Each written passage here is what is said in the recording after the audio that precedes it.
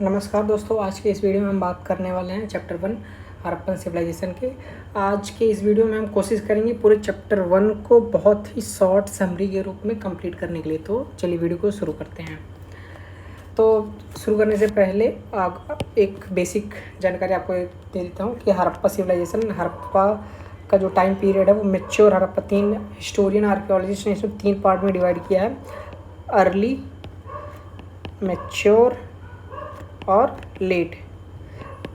Early की कोई discuss इसमें की नहीं गई है, मैच्योर की डिस्कस की है जिसका टाइम पीरियड 2600 से लेके 1900 BCE है। और लेट हड़प्पा पीरियड में जिसमें हम डिक्लाइन की बात कर रहे होते हैं। इसके अलावा हड़प्पा जो सिविलाइजेशन है, जिसको हम इंडस वैली सिविलाइजेशन भी कहते हैं, ये इसे इंडस वैली इसलिए कहते हैं क्योंकि ये रिवर इंदस के पास एक सभ्यता थी जो फ्लरिश कर रही थी, इसलिए इसको इंडस वैली सिविलाइजेशन कहा जाता है।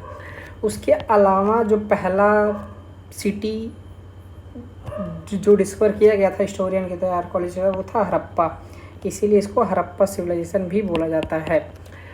और अब हड़प्पा सिविलाइजेशन के बारे में हमने बेसिक ज्योग्राफी और इसके टाइम पीरियड के बारे में देख लिया। अब इसके बारे में देखते हैं कि इसके यहाँ के जो लोग होते थे, जो लोग रहते थे वहाँ पे, वो क्या खाते थे, वो रहते कैसे थे, वो एग्रीकल्चर कैसे करते थे। तो खाने में उन्होंने वाइड रेंज ऑफ फ्लोरा और फौना का इस्तेमाल करते थे, जिसमें आर्कियोलॉजिस्ट, 2 तरह के आर्कियोलॉजिस्ट, जू आर्कियोलॉजिस्ट और बोटेनिस्ट भी थे। दोनों ने उन्होंने बताया कि वाइड रेंज ऑफ प्लांट्स और एनिमल्स खाते थे, जिसमें से प्लांट्स जैसे वीट, बार्ले, मेज़, ये सारी चीज़ें, और एनिमल में जैसे डियर, गोट, फिश, ये सारी चीज़ें वो कंज्यूम करते थे। इसके साथ साथ ही अगर जो हम एग्रीकल्चर टेक्नोलॉजी के बारे में देखें कि एग्रीकल्चर टेक्नोलॉजी किस तरह की यूज़ की जाती थी, तो वो ट्रैक्ट को, खेत को 2 हिस्सों में बांट देते थे। और उसके अलावा वो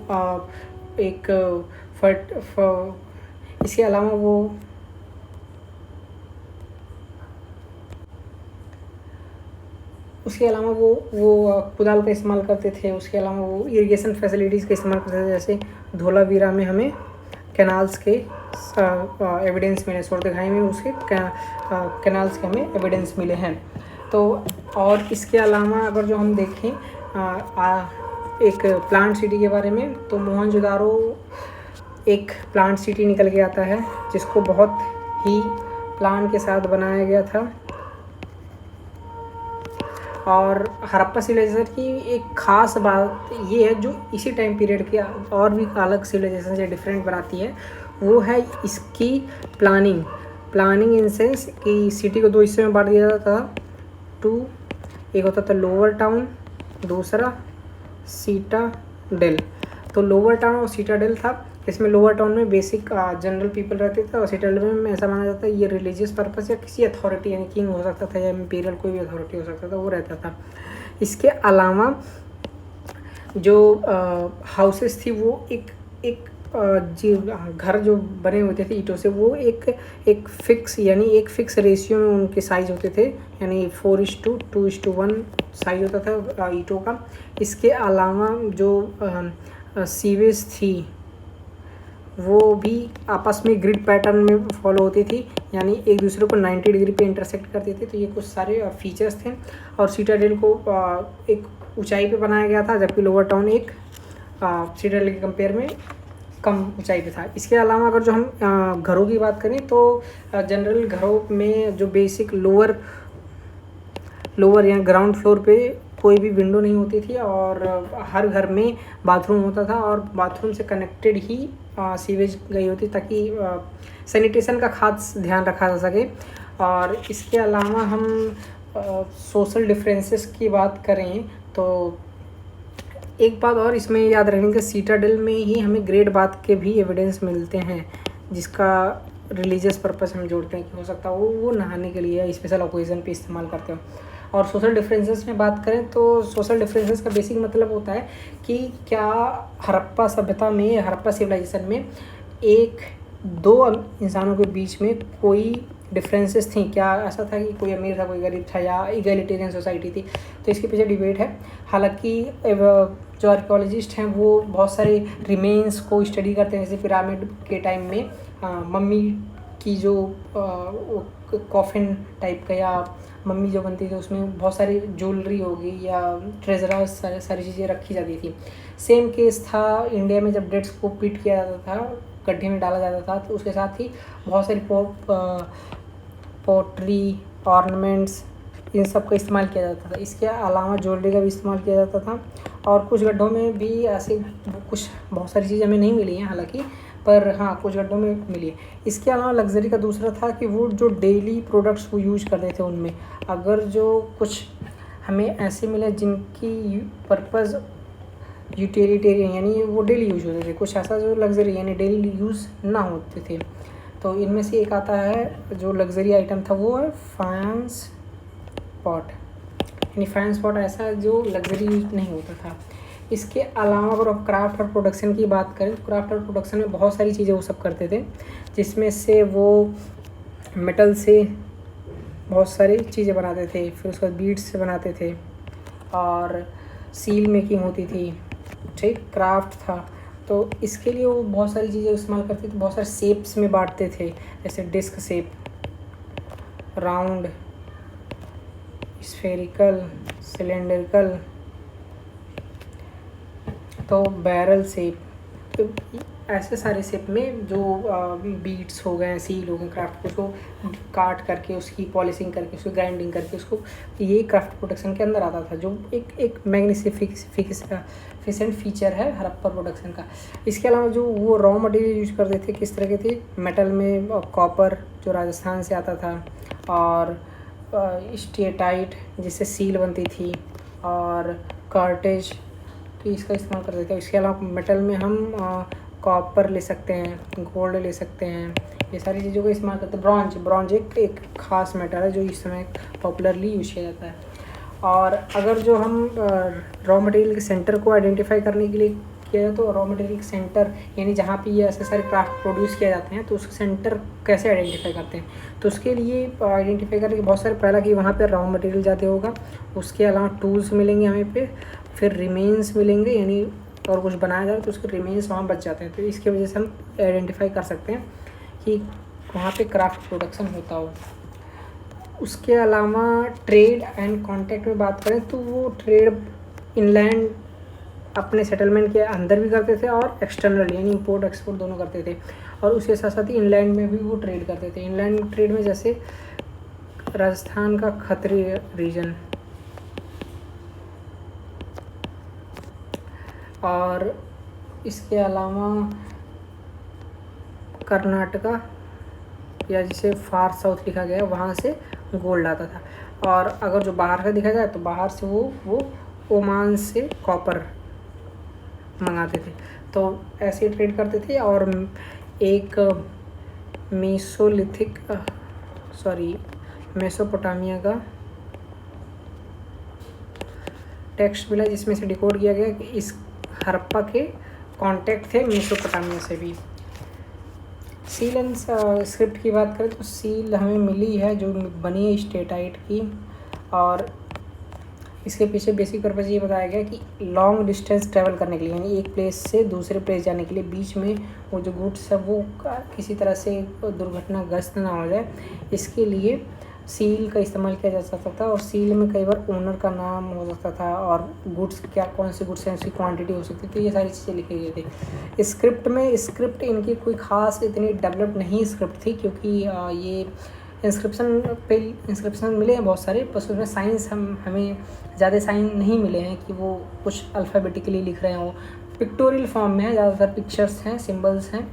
जो मैक्सिमम हमें जो लॉन्गेस्ट इंस्क्रिप्शन में जैसे लॉन्गेस्ट सिंबल मिले हैं वो 26 लेटर्स यानी 26 साइन ही मिले हैं। लेटर इसलिए नहीं कह रहे क्योंकि वो कोई एक अल्फ़ाबेट टाइप का नहीं था, सिंबल्स थे, पिक्टोरियल फॉर्म में थे। और ऑन एन एवरेज सब कंबाइन करके देखा तो उनके पास 375 टू समवेयर 400 ही साइंस दिखते हैं कि उनके पास इतने ही साइंस थे। और वेट, इसी से वेट भी बात कर लेते हैं क्योंकि हड़प्पा के पास बहुत ही प्रिसाइज सिस्टम था वेटिंग का, क्योंकि ट्रेड की बात हमने अभी किया है। तो ट्रेडिंग का एक मोस्ट और एक मैग्निफिसेंट जो फीचर होता है वो होता है कि वेट, कि आप वेट कर पा रहे हैं कि नहीं कर पा रहे हैं चीज़ों को। तो बहुत प्रिसाइज था। दो तरह का था, कि एक बाइनरी था, दूसरा डेसिमल सिस्टम था। और कुछ वेट को मेज़र करने के लिए कुछ स्टोन का यूज किया जाता था, जैसे गांव में बाट बोला जाता है, उसे चर्ट नाम के पत्थर से बनाया जाता था। और अथॉरिटी की बात करें तो कुछ डिबेट्स हमारे सामने आते हैं जो स्कॉलर या हिस्टोरियन और आर्कियोलॉजिस्ट बोलते हैं कि हो सकता है वहाँ कोई इंपीरियल अथॉरिटी हो, कोई राजा हो, कोई प्रीस्ट किंग हो। तो और कुछ बोलते हैं नहीं भी हो सकता है। तो होने के पीछे जब वजह दी जाती है कि एक इमेज या एक स्कल्पचर मिली है जिसे हम प्रीस्ट किंग के नाम से जानते हैं, कि ऐसा माना जा सकता है ये प्रीस्ट किंग हो, जिसमें ये बोला जाता है कि वो हो सकता है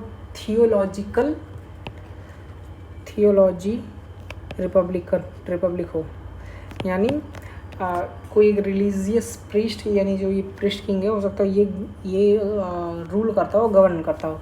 इसके अलावा ब्रिक्स की रेशियो, यानी ईंटों की रेशियो दिखाई जाए तो हड़प्पा की जितनी भी सेटलमेंट है, चाहे वो कलिबंगन हो, चाहे धोलावीरा हो, लोथल हो, वो ब्रिक्स की रेशियो सेम मिली है सभी जगह।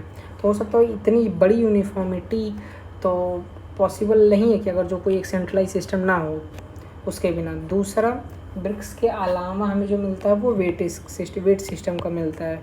वेट सिस्टम भी काफ़ी प्रिसाइज है। उसके अलावा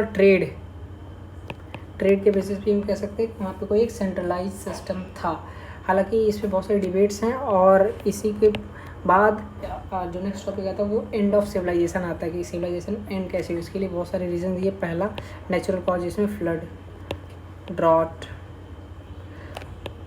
एक्सेसिव डिफॉरेस्टेशन